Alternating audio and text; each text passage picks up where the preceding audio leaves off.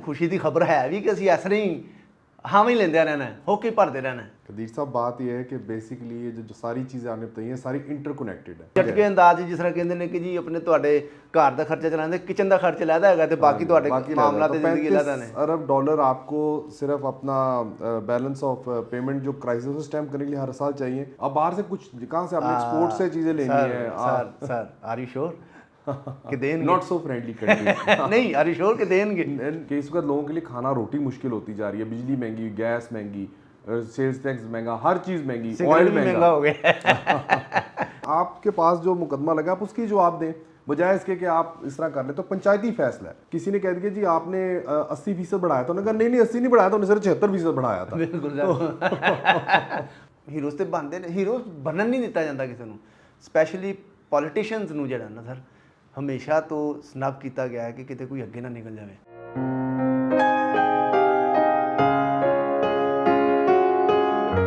अस्सलाम वालेकुम जी नाजरीन, कदीर अहमद उर्फ ट्रक्कां वाली सरकार तुहाडी खिदमत च हाज़र है। नाल मेरे ने जी मियाँ मुबीन शफात साहब।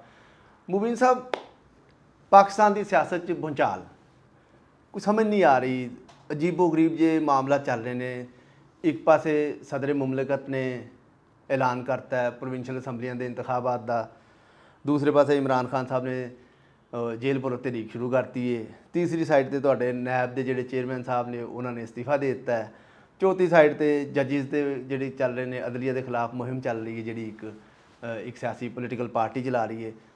उसके बाद मुइशत जी मूँह पार जाट पई है, समझ नहीं आ रही कि ये ऊँट किस करवट बैठेगा, की होएगा। कोई साडे नाज़रीन नूं दसो, कोई रोशनी पाओ ये कि जी कोई साडे लई मुस्तकबिल करीब च, चलो मुस्तकबिल दूर च ही सही, कोई खुशखबरी है, कोई खुशी की खबर है भी कि ਅਸੀਂ ਇਸ ਤਰ੍ਹਾਂ ही हामी लेंदे रहना है, होके भरते रहना है।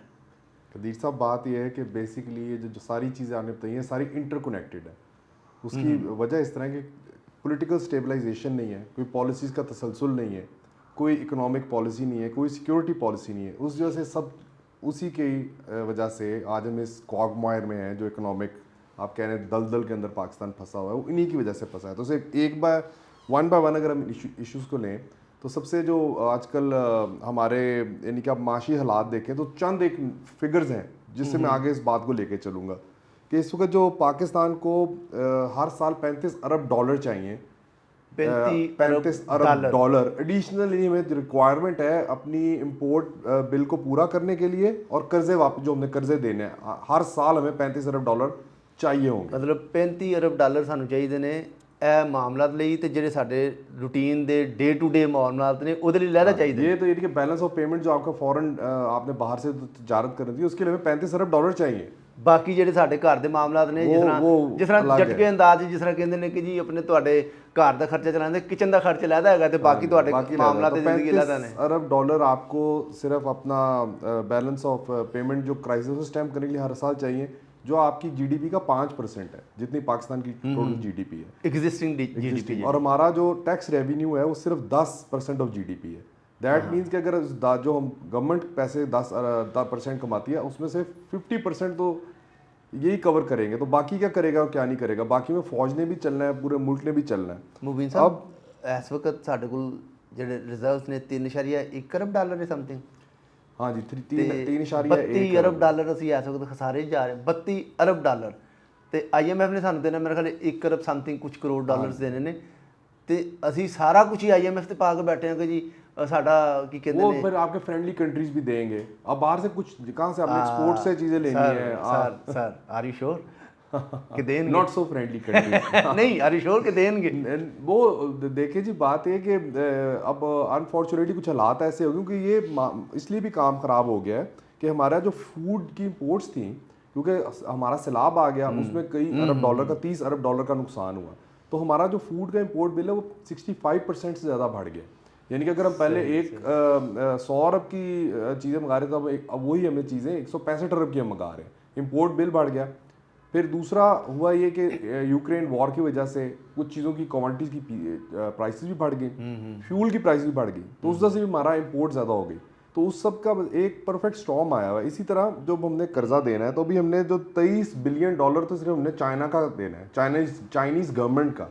और इसके अलावा हमने $10 बिलियन चाइनीज बैंक का देना है जो हमने उनसे उधार लिया हुआ है। मुबीन साहब $10 बिलियन हमने पेरिस क्लब का देना है जिसके अंदर जापान और वेस्टर्न एक कंट्रीज चीज़ $23 अरब ਜਿਹੜਾ ਚਾਈਨਾ ਦਾ ਹੈ ਬੜਾ आई डोंट नो कि $23 अरब ਚਾਈਨਾ ਦਾ ਜਿਹੜਾ ਹੈ ਇਹ ਸੀਪੈਕ वाले ਕਰਦਿਆਂ वाला तो नहीं है कि ये $10 बिलियन जो चाइनीज कमर्शियल बैंक से दिया हुआ है ना, ये इनका सीपैक के थ्रू हमें पैसे मिले हुए ਤੇ ਸੀਪੈਕ ਪਹੁੰਚਿਆ कितने? सीपैक कदीर साहब आपकी मोटरवे नहीं बनी आपकी कराची तक, वो कहाँ से बनी? आपके ये थारकोल नहीं बना सीपैक के अंडर, आपका पोर्ट प्रोजेक्ट सीपैक के अंडर ही थे ना। मेट्रो भी ਤੁਹਾਡੀ ਮੈਂ ਕਿਹਾ ਸੀਪੈਕ ਦੇ ਅੰਡਰ ਹੀ मेट्रो ऑरेंज मेट्रो हाँ जी वो भी थी। अब ये ट्रेन का होना मगर अभी तक लेकिन हुआ सर नहीं। $40 अरब ਸੀ, $40 अरब ਇਨਵੈਸਟਮੈਂਟ ਕੀਤੀ ਸੀ ਉਹਨਾਂ ਨੇ। हाँ जी ਤੇ ਇਹਦਾ ਮਤਲਬ ਅਸੀਂ $10 ਅਰਬ ਦੇਣਾ ਹੈ ਤੇ $30 ਅਰਬ ਦੇ ਚੁੱਕੇ ਹਾਂ ਅਸੀਂ ਉਹਨਾਂ ਨੂੰ। $33 अरब $33 बिलियन अभी हमने चाइनीज़ का देना है गवर्नमेंट और उसका मिला के। तो इस तरह ये हमने सारे पैसे देने हैं। तो अब प्रॉब्लम ये है कि मुल्क जो है इसको पाकिस्तान एक टेस्ट केस बना हुआ है। आप अगर लेटेस्ट ब्लूमबर्ग की रिपोर्ट भी पढ़ें तो उन्होंने कहा हुआ है जी पाकिस्तान क्योंकि यूक्रेन वॉर की वजह से ग्लोबल भी कुछ ऐसे फैक्टर हो गए, एनर्जी प्राइसेस ऊपर चली गई, कमोडिटी प्राइसेस ऊपर चली गई, काफ़ी सारे मुल्क मुश्किल में, मगर पाकिस्तान एक स्पेशल मुश्किल के अंदर है सबसे ज़्यादा है। तो वो कहते हैं कि जी जितना ये पहले ज़माने में सिर्फ पेरिस क्लब से हम लोग कर्जे लेते थे, पेरिस क्लब का मतलब ये है कि उसमें अमेरिका है, जापान है, यूरोप है, IMF भी उन्हीं का था, तो उनसे हम कर्जे लेते थे, वो रीस्केड्यूल कर देते थे, कुछ अकोमोडेट कर लेते थे। सही मगर अब जो हमारे कर्जे हैं अब हमारे चाइना मिडिल ईस्टर्न कंट्रीज ज़्यादा हो गए हैं और पेरिस क्लब हमारा वो पीछे जाता जा रहा है। सो अगर वो रीस्ट्रक्चर कर भी देंगे तो फिर चाइना को भी साथ रीस्ट्रक्चर करना पड़ेगा। तो बड़े कॉम्प्लेक्स हो गए। चाइनीज आज से पहले कर्जे नहीं देते थे, वो भी कुछ दहाइयाँ गुजरी हैं उन्होंने कर्जे देने शुरू किए, क्योंकि पहले तो चाइना खुद एक गरीब मुल्क था, मगर उनकी जो अशराफिया थी उनको पता था हमने मुल्क को तरक्की देंगे तो वो ऊपर चला गया, तो उनसे भी हम कर्जे ले रहे हैं। तो अभी तक उनको भी नहीं पता कि उन्हें रीस्केड्यूल कैसे करने हैं। और प्लस जो हमने चाइना के बैंक से कर्जे लिए हुए हैं वो हमने कमर्शियल रेट्स के ऊपर लिए हुए हैं। अभी इसमें डोमेस्टिक डेट वगैरह और बाकी डेट नहीं है इसके अंदर, ना इसमें सऊदी का डेट है ना UAE का डेट है, उन्होंने भी बड़े हमें पैसे दिए हुए हैं। तो एक और चीज़ दैट मीनस कि जी ਸਾਡੀ ਜਿਹੜੀ ਫੋਰਨ ਪੋਲਿਸੀ ਹੈ ਉਹਦਾ ਟਿਲਟ ਹੋ ਗਿਆ ਟੁਵਰਡਸ ਚਾਈਨਾ। अगर पेरिस क्लब तो निकल आए हैं निकले तो नहीं है, मतलब काफ़ी हद तक मतलब देखो ना 66% उन्होंने ज़्यादा ने थे नहीं। मगर करीसा मसला है कि आपको जो पूरी दुनिया की रेटिंग एजेंसीज हैं और पूरी दुनिया का जो माशी निज़ाम है वो वेस्टर्न डोमिनेटेड है, तभी तो IMF को कर्जा देगा तो चाइना आपको पैसे देगा ना। चाइना के ने ऐसा अभी इस हालत तो नहीं पहुंचा वो डिक्टेट कर सके और वो अपने पॉलिसीज प्लान निकाल सके, मतलब खुद कुछ कर सके, तो वो तो उनका भी इनफेंसी के अंदर है। तो ये तो भी है अभी तो सब ये वेस्टर्न आप कह लें कि डोमिनेटेड है, जो आप कह लें कि वाइट जिन्हें हम कहते हैं रेस उसके डोमिनेटेड है सारा।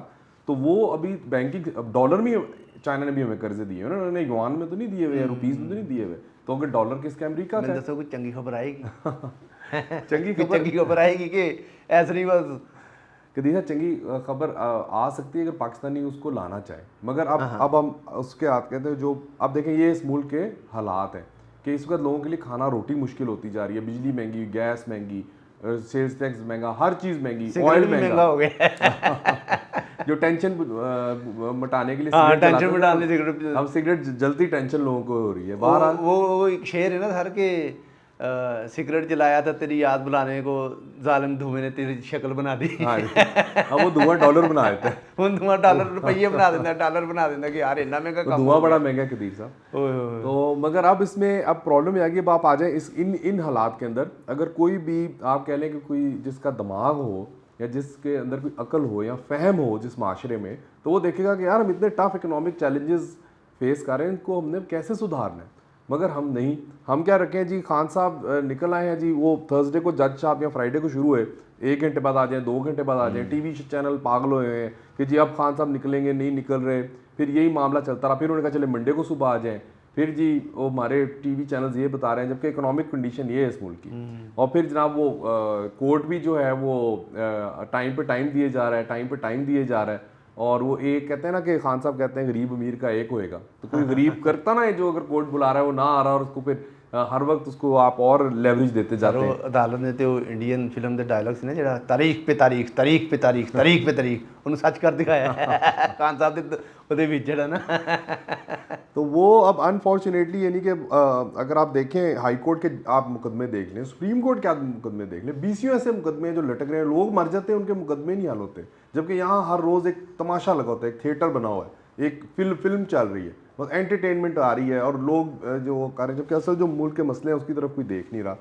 तो अब जो है अब वही मसला अगर आप देखें इसको, तो आप क्राइसिस को इन डेप्थ देखें तो सबसे पहले आपका जो इसका लीगल सिस्टम और लिम्बो में, अब एक जो खुफिया रिकॉर्डिंग्स अब लीक हुई हैं उसमें जनाब मुज़ाहिर अली नकवी साहब का आया। मुज़ाहिर अली नकवी साहब का भी अब आप ट्रैक रिकॉर्ड देखें तो अब लोग जो कह रहे हैं कि उनकी अपॉइंटमेंट कैसे हुई, सुप्रीम कोर्ट में कैसे आए, यानी कि वो सब बताते हैं। वो बड़े बड़े सहाफ़ियों ने भी बताया जिसमें ज़ाद सैयद भी हैं कि जी किस तरह जो है जनरल फैज़ फ़ोन करके इनको एलिवेट किया, हालांकि इनके ऊपर एक सुप्रीम जुडिशल काउंसिल में एक मुकदमा ऑलरेडी थी, बिल्कुल कि इन्होंने एक ऐसे बंदे को बेल दे दी थी जिसकी 3-4 दफ़ा बेल एप्लीकेशंस पहले रिजेक्ट हुई थी, सिर्फ वकील बदलने पे, सर्कमस्टांसेस नहीं बदले, इन्होंने से बेल दी थी जो बड़ी ऊपर लेवल तक ये मुकदमा गया था। तो इनके खिलाफ और भी बड़ा कुछ है, मगर अब देखें कि जिस तरह ये नाउज़ बिल्ला जिस तरीके से ये अब सुनने में आता है अपनी अदालतें चलाते हैं, बिल्कुल एक बादशाही सी कैफियत होती है। और अब हमारी जो कोर्ट्स हैं वो पंचायत ज़्यादा बन गई है, कोर्ट्स कम बैठ गई। अब जिस तरह जब वो असम्बलियाँ जब तहलील की इमरान खान ने, उसको हालांकि इन्होंने इलीगल डिक्लेयर कर दिया और उसके उनको जिन्होंने वो तोड़ी, जिन्होंने कानून तोड़ा उनके खिलाफ कोई एक्शन नहीं हुआ, मगर उसमें भी क्या हो रहा था, पंचायत बन गई कि जी आ जाओ जी इलेक्शन कमिश्नर को भी बुला लो, फलाने को भी बुला लो, है ना, आपके पास जो मुकदमा लगा आप उसकी जवाब दें, बजाय इसके कि आप इस तरह कर ले। तो पंचायती फैसला है। अब जो रिव्यू पिटीशन लगी है इनकी सूबाई असेंबली के जो मुनर्रिफ अराकान के, उन्होंने वोट ही कहा था जो कॉन्स्टिट्यूशन में है ही नहीं, एक नया रूल उनके जो डिसेंटिंग एक जज था उन्होंने कहा था, तो उसके खिलाफ अब उन्होंने कहा था अभी हो ही नहीं सकता, कानून में लिखा ही नहीं, वोट तो काउंट होएगा, बाद में उनको निकाल दो, जिसकी वजह से आज हम इस अदम इस्तेकाम में है।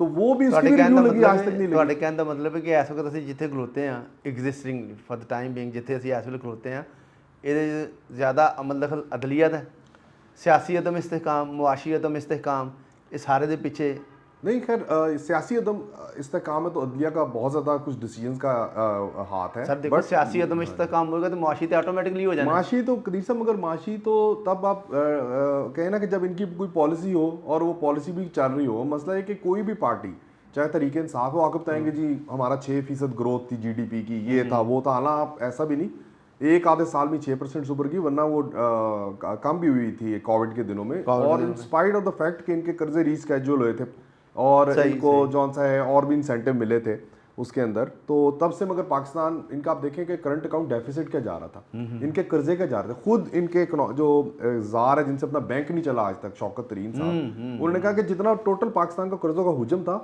किसी ने कह दिया जी आपने 80% बढ़ाया था, उन्होंने कहा नहीं 80 नहीं बढ़ाया था, उन्होंने सिर्फ 76% बढ़ाया था। बिल्कुल वो पंजाबी की कहावत है ना कि गूं नहीं नानी मन्या गया कि जी 80 नहीं 76% दी गई। तो इन्होंने कर्जे इस तरह बढ़ा दिए, ये आपको बात नहीं बताएंगे। इसी तरह मुशर्रफ के दौर में बड़ी तरक्की हुई थी, मगर हम पहले भी एक वीलॉग में डिस्कस कर चुके हैं कि वो लॉन्ग लास्टिंग नहीं होती है, ये बूम और बस साइकिल है, क्योंकि ये कोई रिफॉर्म नहीं करते। इसी तरह इमरान खान ने भी नहीं किया, कर्जों में उसको मिल गया, लीवे मिल गया ड्यूरिंग कोविड, तो उसको उन्होंने आगे कोई पॉलिसी नहीं बदली, कंजम्पशन बेस्ड पैटर्न ही चलता रहा। तो ये जाके जब इनकी इकोनॉमिक पॉलिसी होए तो फिर आगे कुछ चले। सर जो एक नवा कट्टा खुल गया कल का, जनाबे सदर साहब ने कि जी सूबाई असैम्बलियां दे इलैक्शन करवाते जान, मतलब सदर साहब दी है उन्होंने इस्तेहकाक है उन्होंने कानून में तो कहीं नहीं है। अब यही अनफॉर्चुनेटली यही हो रहा कि जब मुनहरिफ अराकान के कैंसिल हुए वोट, उसकी रिव्यू पिटीशन नहीं लगी, वो लिम्बो में चला गया। सदर नेशनल असैम्बली का कर सकता है, वो उनका मजाज है डेट देने। सर फिर ऐसा करने अपना ਜਿਹੜੇ गवर्नर साहब ने ना गवर्नर पंजाब, उन्होंने कहने कि कौमी असैम्बली के हल्कों का इलैक्शन का टाइम दे दो, कैसा लगेगा? असल में ना मतलब बात है कि डॉक्टर साहब जो है ना, वो आपका ना दांत कोई टेढ़ा मेढ़ा हो तो डॉक्टर उस दांत को ना ठीक कर देते, सीधा कर देते, फिर नया लगा देते हैं। तो मे भी उन्होंने समझा हो कि ये शायद कॉन्स्टिट्यूशन भी दांतों की तरह ही है कि नहीं पसंद आ रहा तो निकाल के कोई और लगा दो। अब वो उसके पीछे से उसकी इजाज़त किसने देनी है, पार्लियामेंट कहाँ चली गई, आपकी एडवाइस कहाँ चली गई, तो वो अब एक दोबारा ये जाएगा। अब अनफॉर्चुनेटली हमारा ये थ्रू आउट पाकिस्तान की हिस्ट्री के जुडिशरी और हमारी जो मिलिट्री इस्टेब्लिशमेंट है, ये मिलकर हुकूमतें उल्टाती थी। और उनको आपको मुशर्रफ को 3 साल का टाइम दे दिया, अयूब को नजरिया ज़रूरत दे दिया, हर एक को इन्होंने कवर दिया, इन्होंने ज़िया को कवर दिया। तो अब प्रॉब्लम ये हुई है कि अब जबकि जुडिशरी यानी कि कहने वाले लोग तो कह रहे हैं कि अब जब हमारे जनरल्स बैक फुट पे गए हैं और उन्होंने पॉलिटिकल इंटरफेरेंस कम की है, तो मगर क्योंकि जुडिशरी ने उनके कहने पे बहुत सारे ऐसे उनके यानी कि पार्टनर्स इन क्राइम थे उसके अंदर, तो अब उनको डिफिकल्टी हो रही है कि उन सारे उन मुकदमों को रिवर्स कैसे करेंगे। तो अब यानी कि इसमें बहुत सारे तरह भी एक आज जिसका शायद खाकान का LNG स्कैंडल में गया, अब इसमें उन्होंने मैडम उज़मा आदिल को भी आदिल खान को भी उसमें नॉमिनेट किया हुआ था, और वो सुई गैस में भी बड़े MD रही, फिर ओगरा की चेयरमैन थी, और उनका शुमार पाकिस्तान के बेहतरीन जो ब्यूरोक्रेट्स में होता है, उन्होंने बड़े ज़बरदस्त डिसीजन दिए हुए थे। तो जब आप ऐसे लोगों को प्रोसिक्यूट करेंगे तो फिर आगे क्या चलेगा। बड़ी अजीबो-गरीब कल गल हुई, खान साहब अदालत 'ਚ गए सन ਤੇ ਖਾਨ ਸਾਹਿਬ ਦੇ ਵਕੀਲ ਨੇ ਆਪਣਾ ਕਿਹਾ ਹੈ ਕਿ ਜੀ ਗਲਤੀ ਹੋ ਗਈ, ਸਾਡੇ ਕੋਲ ਸਾਈਨ ਜਿਹੜੇ ਨੇ ਨਾ ਖਾਨ ਸਾਹਿਬ ਦੇ ਨਹੀਂ ਸਨ। ਇਹ ਇੱਕ ਐਸੀ ਪ੍ਰੈਸੀਡੈਂਟ ਕਾਇਮ ਕਰਤੀ ਹੈ ਅਦਾਲਤ ਨੇ ਉਹਨਾਂ ਨੂੰ ਮਾਫੀ ਦੇ ਕੇ ਕਿ ਕੱਲ ਨੂੰ ਮੈਂ ਵੀ ਜਾਵਾਂਗਾ ਤੇ ਉਹ ਮੇਰੇ ਵਕੀਲ ਅਗਰ ਮੈਂ ਕੋਈ ਗਲਤ ਬਿਆਨੀ ਕਰਨਾ, ਗਲਤ ਨਿਸ਼ਾਨ ਅੰਗੂਠਾ ਲਗਾਉਣਾ, ਮੈਂ ਸਾਈਨ ਅੰਗੂਠਾ ਕਰਨਾ ਤੇ ਮੈਂ ਅਦਾਲਤ ਕੋਲੋਂ ਮਾਫੀ ਮੰਗ ਲਾਂ ਕਿ ਸਰ ਗਲਤੀ ਹੋ ਗਈ ਹੈ ਤੇ ਉਹ ਮੈਨੂੰ ਵੀ ਮਾਫ ਕਰ ਦੇਣਗੇ। तो बस कदी सर नहीं आप मैं इमरान खान नहीं इमरान खान नहीं मतलब ਇਹ ਲੀਗਲੀ ਦੇਖਿਆ ਜਾਏ ਨਾ ਸਰ ਤੇ ਇਹ ਇੱਕ ਨਿਹਾਇਤ ਖੌਫਨਾਕ ਪ੍ਰੈਸੀਡੈਂਟ ਕਾਇਮ ਕੀਤੀ ਹੈ ਕਿ ਜਾਲਸਾਜ਼ੀ ਨੂੰ ਤੁਸੀਂ ਮਾਫੀ ਦੇ ਦਿੱਤੀ ਹੈ। जालसाजी फ्रॉड बस करिए पंचायती निज़ाम है ना, तो वो अब पंचायती निज़ाम के अंदर ये एक बड़ी मुश्किलात पाकिस्तान के लिए खड़ा हो रही हैं। तो अब इसमें और आप कौन से बहरानों की बात कर रहे थे? और सर अपना एक जरा नैब दे, हाँ जी, अब जो नैब के सुल्तान जो हो रही है, आफ्ताब सुल्तान बड़े ज़बरदस्त ऑफिसर थे। इनफैक्ट इन्होंने जब IB हेड की थी तो उस ज़माने में एक तो इन्होंने दहशत गर्दी के ख़िलाफ़ बहुत ज़बरदस्त खिदमात थी IB की, यानी कि ये तो पूरी दुनिया रिकगनाइज करती है कि उन दिनों में ज़रबे अदब के दौर की गल कर रहे हो सी ये मियाँ साहब का जो दौर ज़रबे अदब, हाँ जी, तो वो तो खैर आर्मी का ऑपरेशन था, मगर IB इटसेल्फ उसने टेररिज्म के खिलाफ बड़े इन्होंने प्रोसीजर्स बनाए, पॉलिसीज बनाई, और बड़ी क्योंकि इनकी कामयाबी हमारे सामने नहीं आती, मगर जो इन हालात से वाकई उन्हें पता IB की हिस्टोरिक अचीवमेंट्स थी आफ्ताब सुल्तान के ज़माने में। तो ये जब नैब के चेयरमैन बने तो अब उन्होंने अपेरेंटली कह दिया कि जी मुझ पर बड़ा प्रेशर था। अब ये नहीं पता चल रहा कि प्रेशर किसका था, क्योंकि वो शाही साहब के खिलाफ भी कोई उन्होंने लगाया था, हुकूमत का भी कह सकते जी, मे बी वो दूसरों को कह रही गवर्नमेंट का प्रेशर, कुछ भी मामला क्लियर नहीं हुआ। मगर अगर आफ्ताब सुल्तान साहब ने वो एक उनसे भी थोड़ी सी शिकायत है कि हमें कुछ हीरोज चाहिए पाकिस्तान को। अब अगर उन्हें कोई प्रेशराइज कर रहा था, उनका आइन नहीं होता तो उन्हें फायर नहीं कोई कर सकता था, तो उनको चाहिए था हम जब बताते फलां मुझ पर जॉन साहब प्रेशर डाल रहे, सर वो ਪ੍ਰੈਸ਼ਰ ਤਾਂ ਦੱਸ ਦਿੰਦੇ, ਉਹਦੇ ਬਾਅਦ ਫਿਰ ਅਦਾਲਤ 'ਚ ਚਲੇ ਜਾਂਦੇ, ਫਿਰ ਅਦਾਲਤ ਨੇ ਤੁਹਾਨੂੰ ਪਤਾ ਹੀ ਜੋ ਕਹਿੰਦੇ ਨੇ ਕਿ ਉਹ ਕਹਿੰਦੇ ਨਹੀਂ ਕਿ ਜੇ ਤੂੰ ਮੂੰਹ ਕਿਉਂ ਲਾ ਰਹੇ ਹੋ, हाँ जी, ਮਤਲਬ इसी तरह। ਤੇ ਫਿਰ ਉਹ ਵਿਚਾਰਾ ਸ਼ਰੀਫ ਆਦਮੀ ਜਿਹੜਾ ਸਰ ਉਹ ਕਿਉਂ ਕਰੇਗਾ ਇਸ ਤਰ੍ਹਾਂ, ਉਹ ਕਹਿੰਦੇ ਯਾਰ ਮੈਂ ਠੀਕ ਸਾਈਡ ਤੋਂ ਨਾ ਆਪਣਾ ਆਰਾਮ ਕਰਨਾ। ਹੀਰੋਜ਼ ਤੇ ਬਣਦੇ ਨੇ, ਹੀਰੋਜ਼ ਬਣਨ ਨਹੀਂ ਦਿੱਤਾ ਜਾਂਦਾ ਕਿਸੇ ਨੂੰ, ਸਪੈਸ਼ਲੀ ਪੋਲੀਟੀਸ਼ੀਅਨਸ ਨੂੰ ਜਿਹੜਾ ਨਾ ਸਰ ਹਮੇਸ਼ਾ ਤੋਂ ਸਨਬ ਕੀਤਾ ਗਿਆ ਕਿ ਕਿਤੇ ਕੋਈ ਅੱਗੇ ਨਾ ਨਿਕਲ ਜਾਵੇ, ਕਿਸੇ ਦੀ ਕੋਈ ਫੈਨ ਫੋਲੋਇੰਗ ਜਾਂ ਸਪੋਰਟਰਸ ਇੰਨੇ ਨਾ ਹੋ ਜਾਣ ਕਿ ਜੀ ਉਹ ਅੱਗੇ ਨਿਕਲ ਜਾ। ਭੁੱਟੋ ਸਾਹਿਬ ਨੂੰ ਦੇਖ ਲਓ, ਹੋਇਆ ਸੀ ਉਹਨਾਂ ਨੇ ਲਟਕਾ ਹੀ ਦਿੱਤਾ। ਮੀਆਂ ਸਾਹਿਬ ਨੂੰ 3 ਦਫਾ ਇਹਨਾਂ ਨੇ ਬਾਹਰ ਕੱਢਿਆ ਇਸ ਤਰ੍ਹਾਂ ਹੀ। ਖਾਨ ਸਾਹਿਬ ਦੇ ਨਾਲ ਵੀ ਜੋ ਹੋਇਆ, ਫਾਤਮਾ ਜਿਨ੍ਹਾਂ ਸੇ ਬੜਾ ਫਾਤਮਾ ਜਿਨ੍ਹਾਂ ਦੇ ਨਾਲ ਹੋਇਆ। ਤੇ ਸਰ ਸਿਆਸਤਦਾਨਾਂ ਨੂੰ ਗਾਲਾਂ ਕੱਢਦੀਆਂ, ਸਿਆਸਤਦਾਨਾਂ ਨੂੰ ਬੁਰਾ ਭਲਾ ਕਰਨਾ ਤੇ ਆਸਾਨ ਹੈਗਾ, ਲੇਕਿਨ ਜਿਹੜੇ ਲੋਕ ਇਹਦੇ ਪਿੱਛੇ ਨੇ, ਅਸਲ ਜਿਹੜਾ ਮਸਲਾ ਹੈ, ਅਸਲ ਹੱਲ ਜਿਹੜਾ ਜਦੋਂ ਤੱਕ ਉਹ ਨਹੀਂ ਠੀਕ ਹੋਣਗੇ ਉਦੋਂ ਤੱਕ ਇਹਦਾ ਹੱਲ ਕੋਈ ਨਹੀਂ ਨਿਕਲਣਾ। ਸਿਆਸਤਦਾਨਾਂ ਨੂੰ ਐਵੇਂ ਗਾਲੀ ਗਲੋਚ ਉਹ ਤੁਹਾਡੀ ਜਹਾਂਗੀਰ ਸਾਹਿਬਾ ਜਿਹੜੀ ਆਸਮਾ ਜਹਾਂਗੀਰ ਸਾਹਿਬਾ ਨੇ ਨਹੀਂ ਸੀ ਕਿਹਾ ਜਦੋਂ ਕਿ ਜੀ ਅਗਰ ਤੁਹਾਨੂੰ ਪਤਾ ਲੱਗ ਗਿਆ ਕਿ ਇਹਨਾਂ ਦੀ ਕਰਪਸ਼ਨ ਜਦੋਂ ਸਾਹਮਣੇ ਆਈ ਤੇ ਸਿਆਸਤਦਾਨ ਤੁਹਾਨੂੰ ਫਰਿਸ਼ਤੇ ਲੱਗਣਗੇ, ਉਹਨਾਂ ਕਹਿੰਦੇ ਸਿਆਸਤਦਾਨ ਤੁਹਾਨੂੰ ਫਰਿਸ਼ਤੇ ਲੱਗਣਗੇ, ਤੇ ਹੌਲੀ ਹੌਲੀ ਸਿਆਸਤਦਾਨ ਫਰਿਸ਼ਤੇ लगना शुरू हो गए ने। असल में कदीर साहब इस तरह है कि ये जो करप्शन का मंजन है बड़े सालों से बेच रहे हैं हमें, तो ऑफ कोर्स की करप्शन नहीं होनी चाहिए, बट इस तरह ये भी नहीं कि अब कोई आते हैं इंसान, तो इंसानों ने आके रूल करना, फरिश्तों ने तो नहीं आ जाना कि जो गलती कर ही नहीं सकते या वो उनका कोई है नहीं। तो उसका मसला आपके जो है उसके पीछे आपके चेक्स एंड बैलेंसेज ऐसे हों और फेयर हों। ये नहीं कि एक शैम ट्रायल आप कर दें और उस पर सजा दे दें जिसको कोई एक्सेप्ट ही ना करे। अब इसी तरह अगर आप कह रहे हैं कि चेक्स एंड बैलेंस था ना भुट्टो पे, आज तक किसी ने माना, बल्कि चीफ जस्टिस एक फॉर्मर उन्होंने खुद आके टीवी पे कह दिया, जो हमें खोसा साहब के सुसर थे कि किस खोसा जस्टिस नसीम हसन शाह साहब थे, हाँ जी, उन्होंने आके टेलीविजन पे कह दिया कि जी वो गलत था एक फैसला, वो अदालती कत्ल उसे कहा जाता है, अदालती कत्ल। उन्होंने कहा कि जी अगर असि ना करते कोई और कर देंदा। खैर सर अल्लाह ताला रहम करे तो साढ़े हाल पे। इसमें अब मेरा जो अपना पर्सनल ख्याल है कि अब पाकिस्तान जिस इसको दलदल में है, अब इससे निकलना बहुत ही मुश्किल है। ना कोई ऐसी जंग हमारे इलाके में छिड़ी है कि हम रेंट सीकिंग करें, दूसरों से पैसे लेकर अपने हालात नामुमकिन बेहतर तो करें मगर फिलहाल ऐसी कोई ऐसा नहीं है। नहीं, नामुमकिन तो नहीं है ऐसे हालात से निकलना। नहीं मैं वही तो बता रहा हूँ कि इस वक्त अब हमारी जो रूलिंग एलीट है, including military, including judiciary, including politicians, इन सबको बैठना चाहिए, इंक्लूडिंग ब्यूरोक्रेट्स। इंक्लूडिंग ब्यूरोक्रेट्स, तो इन सबको बैठना चाहिए और एक नंबर 1 सबको इतराफ़ करना चाहिए जो अपनी माजी में गलतियाँ की हैं। ਤੁਹਾਨੂੰ ਲੱਗਦਾ ਹੈ ਕਿ ਕੁਝ ਜਿਹੜੇ ਮੁਕਤਦਰ ਹਲਕੇ ਨੇ ਉਹਨਾਂ 'ਚ ਗਲਤੀ ਦਾ ਅਹਿਸਾਸ ਪੈਦਾ ਹੋ ਰਿਹਾ ਹੈ? कदीर साहब देखिए, ਲੱਗਦਾ ਤੁਹਾਨੂੰ? अगर इस मुल्क ने जाना है, ਸਰ ਮੈਨੂੰ ਦੱਸੋ ਲੱਗਦਾ ਤੁਹਾਨੂੰ कि नहीं लगता? अगर आप तारीख पे नज़र दौड़ाएं तो फिर तो नहीं बिल्कुल लगता। मेरा ख्याल है भी नहीं।